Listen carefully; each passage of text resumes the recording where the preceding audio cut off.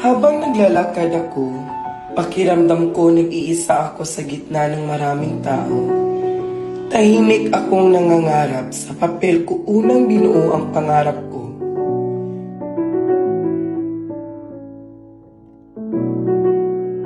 Pero hindi lahat naniniwala sa tulad ko. May mga matang humusga at mga salitang nakakasugat.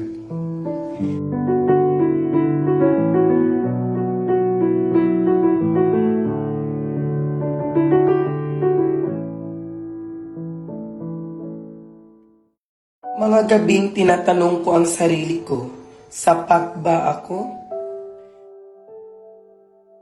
Munti ko nang isuko ang pangarap ko, pero naaalala ko si Atisa Manalo.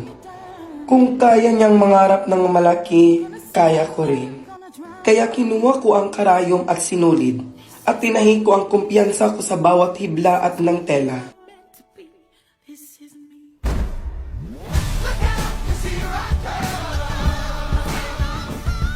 Ngayon hindi na ako nagtatago.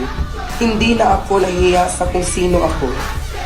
Dati, hinihingi ko lang ang pagtanggap ng mundo.